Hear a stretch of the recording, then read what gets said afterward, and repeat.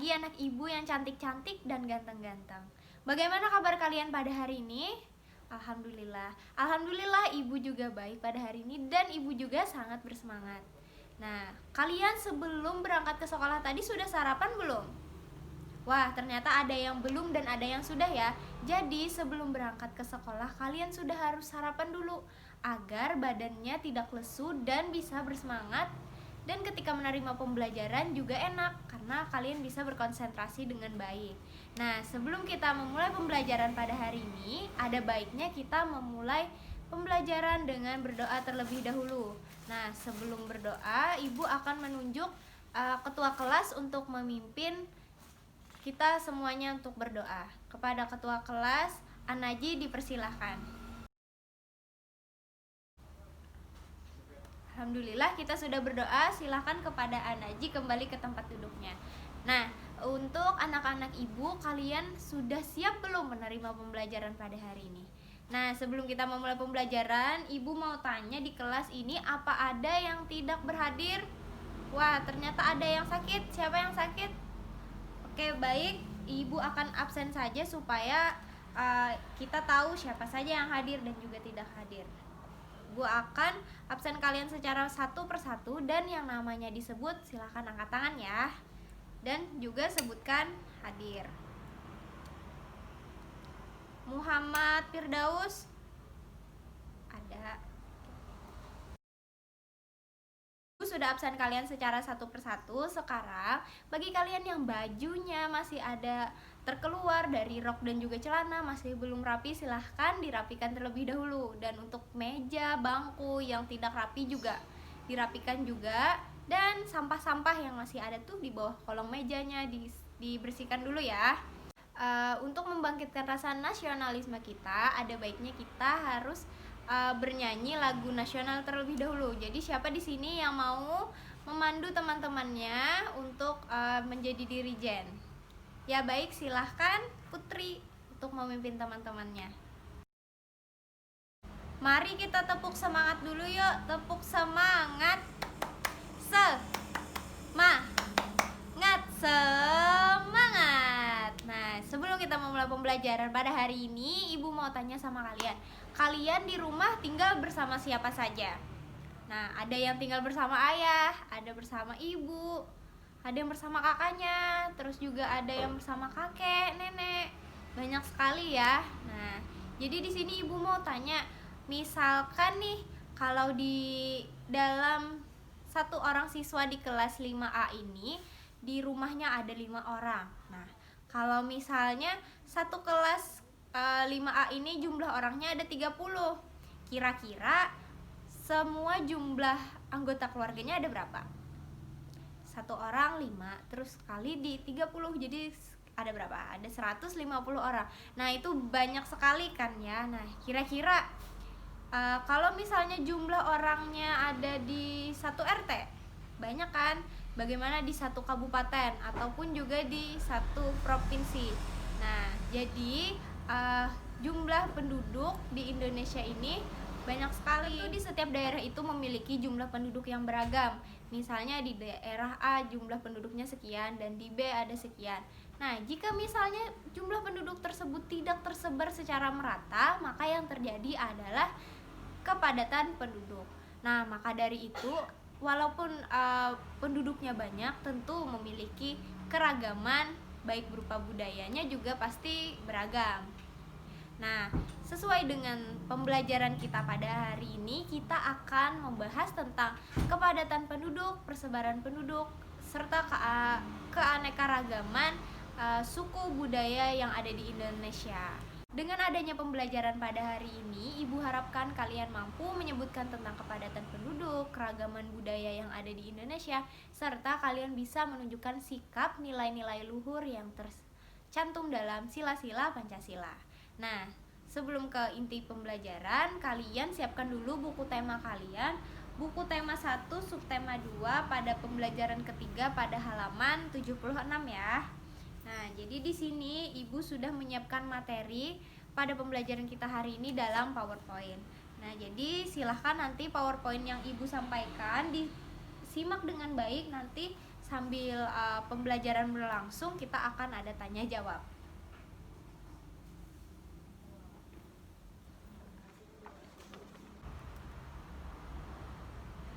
Indonesia, kekayaan dan keragaman Indonesia.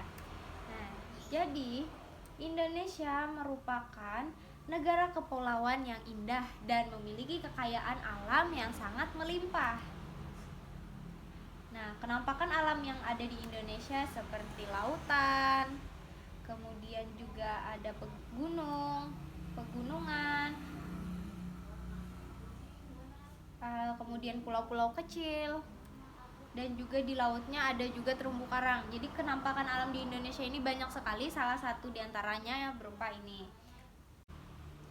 Selain itu, sumber daya alam Indonesia juga beragam, seperti ada perkebunan. Di sini ada perkebunan teh, banyak sekali, perkebunan pala, jagung, dan lain-lain. Kemudian juga ada perkebunan kelapa sawit.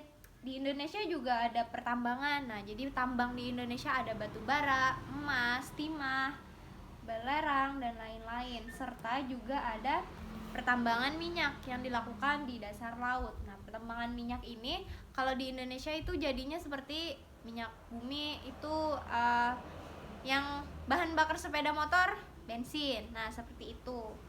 Jadi hasil olahan dari pertambangan minyak dijadikan itu. Nah, jadi selain sumber daya alam dan kenampakan alam yang ada di Indonesia, Indonesia juga kaya akan sumber daya manusianya.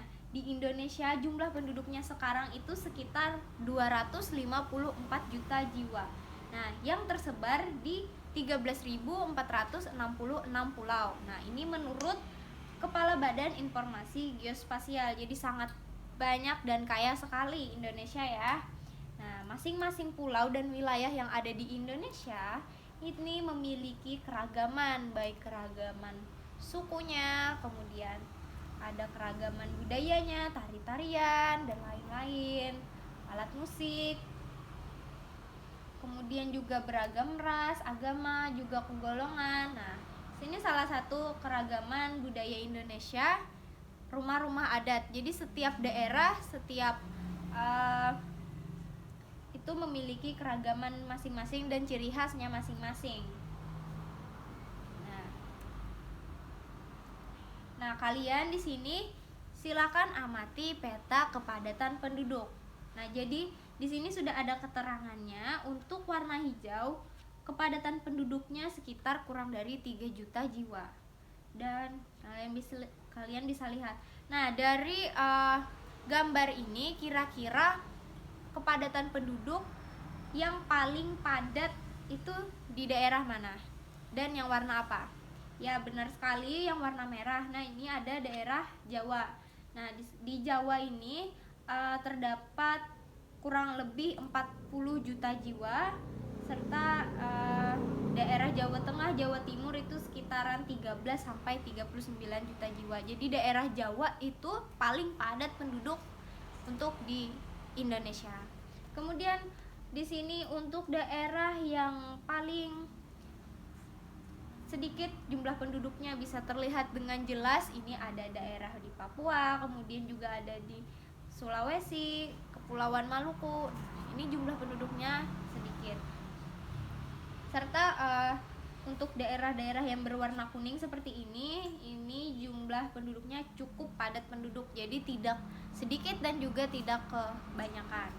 Wilayah Indonesia yang luas dan juga berbentuk kepulauan ini mempengaruhi terbentuknya keragaman budaya yang ada di Indonesia. Nah, kalian bisa lihat di sini peta persebaran suku di Indonesia. Contohnya nih, misalnya kita klik peta persebaran suku di daerah Kalimantan.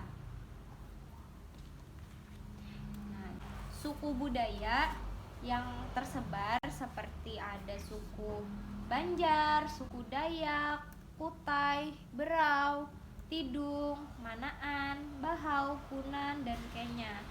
Nah, ini salah satu contoh adat-adat, istiadat, suku, dan keragaman budaya yang ada di Kalimantan. Rumah hubungan tinggi Banjar, kemudian ada alat musiknya, tarian Banjar, tarian Dayak, dan lain-lain ya. Karena Indonesia sangat beragam. Nah, tadi sudah kita lihat Kalimantan, sekarang kita menuju ke daerah Sulawesi. Nah, di Sulawesi banyak sekali juga, salah satunya ada suku Sangir, suku Minahasa, Bolaang, Mongondo, Gorontalo, ada Bugis, Toraja, Mori, Butung, Tolaki, dan Kaili. Nah, ini juga salah satu keragaman budaya yang ada di daerah Pulau Sulawesi. Dia sedikit banyaknya gambaran keragaman budaya yang ada di Pulau Sulawesi. Rumah adat Toraja, tarian-tariannya, nih, pakaian adat, dan lain-lain. Nah, selanjutnya kita beralih ke mana lagi yang mau? Di sini kita ke daerah Papua. Nah, jadi di sini Papua ada beberapa suku. Salah satunya ada suku Asmat, suku Dani, suku Biak, dan juga suku Sentani. Nah, di sini ada beberapa keragaman budaya di daerah Papua nih, seperti rumah adat suku Asmat, nah, pakaian-pakaiannya. Jadi daerah Papua ini memiliki keragaman budaya yang sangat unik. Kita bisa lihat dari pakaian adatnya saja berbeda dari pakaian adat daerah-daerah lain. Nah, jadi itulah ciri khas Indonesia ini, beragam budaya, berbeda-beda tetapi tetap satu jua. Selanjutnya kita menuju ke daerah yang terakhir, ada Bali dan Nusa Tenggara. Nah, jadi di Bali dan Nusa Tenggara ini ada beberapa suku, diantaranya suku Bali, suku Sasak, Sumbawa, Tugu, Flores, Dawan, Bunak. Nah, ini beberapa di antaranya. Ada rumah-rumah adat di Nusa Tenggara, tarian Bali, pakaian dari Sumba, alat musik. Nah, keragaman budaya Indonesia sangat kaya sekali ya, anak-anak. Nah, itu sangat beragam dan benar-benar bagus sekali. Nah, selanjutnya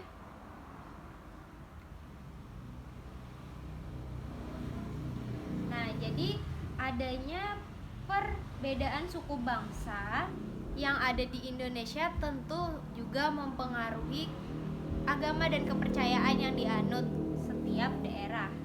Nah, kalian langsung saja bisa perhatikan tentang peta persebaran agama yang ada di Indonesia. Nah, jadi di sini sangat terlihat jelas ada yang warna biru ini untuk agama Islam, terus yang kuning Kristen, merah Katolik, dan juga hijau Hindu.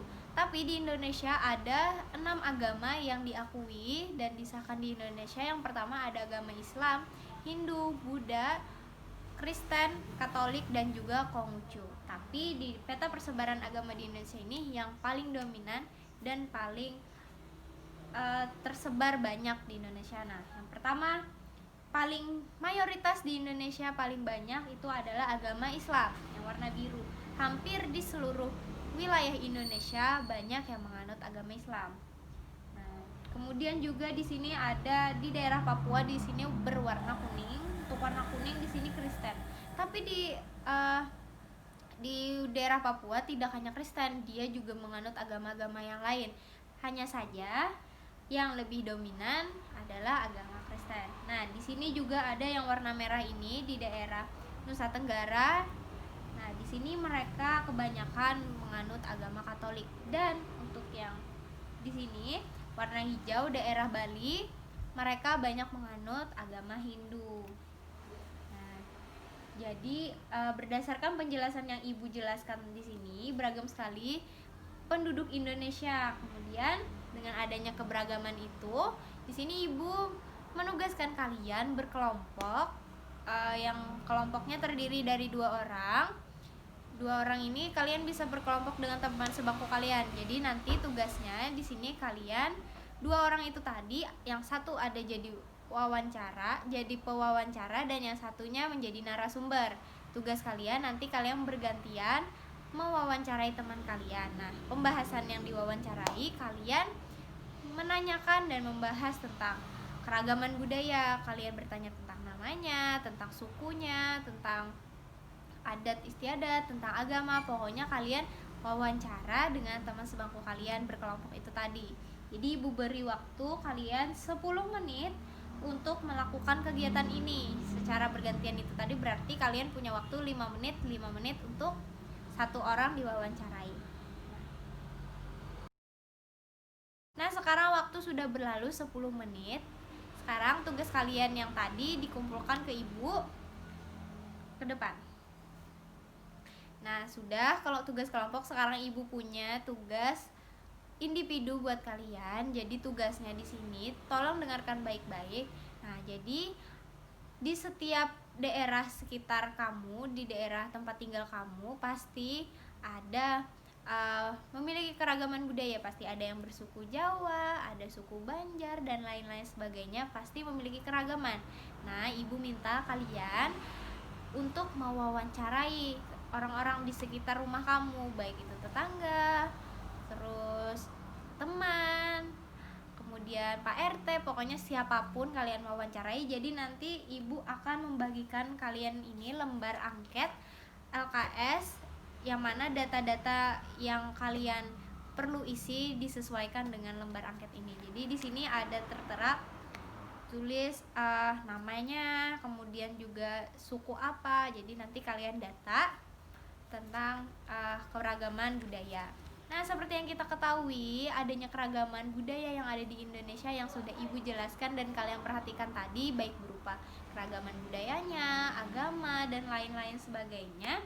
Tentu kita semua harus saling menghargai dan juga saling menghormati. Nah, maka dari itu kita harus menumbuhkan sikap-sikap seperti itu, yang mana sikap tersebut sesuai dengan nilai-nilai luhur dalam sila Pancasila. Nah, jadi di sini ada ibu akan menjabarkan nilai-nilai luhur Pancasila sesuai dengan sila-silanya. Yang pertama, sila yang pertama itu ada ketuhanan yang Maha Esa. Nah, dalam sila pertama ini tercermin sikap seperti untuk kita bebas untuk memilih agama yang dianut, kemudian menjalankan ibadah, rajin beribadah, tidak memaksakan agama kepada orang lain, menghormati orang lain dalam beribadah, merayakan hari raya besar agamanya. Nah, jadi kita harus menanamkan sikap-sikap seperti itu agar kita bisa mencerminkan nilai-nilai luhur Pancasila yang sesuai dengan sila pertama. Selanjutnya dalam sila yang kedua, kemanusiaan yang adil dan beradab.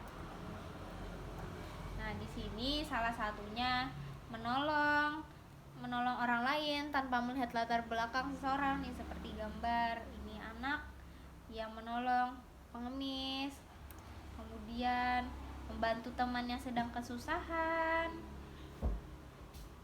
ini membantu teman bersih-bersih, juga menjenguk orang yang sakit. Nah, sikap-sikap seperti ini mencerminkan nilai luhur kemanusiaan yang adil dan beradab. Selanjutnya, sesuai dengan sila Pancasila yang ketiga, Persatuan Indonesia. Nah, Persatuan Indonesia ini misalnya gotong royong, kerjasama, mempelajari kebudayaan budaya lain, mencintai produk Indonesia, mencintai keragaman budaya Indonesia. Nah, itu salah satu sikap yang mencerminkan nilai-nilai luhur Pancasila pada sila yang ketiga, Persatuan Indonesia. Kemudian yang keempat, di sini ada sila kerakyatan yang dipimpin oleh hikmat kebijaksanaan dalam permusyawaratan perwakilan.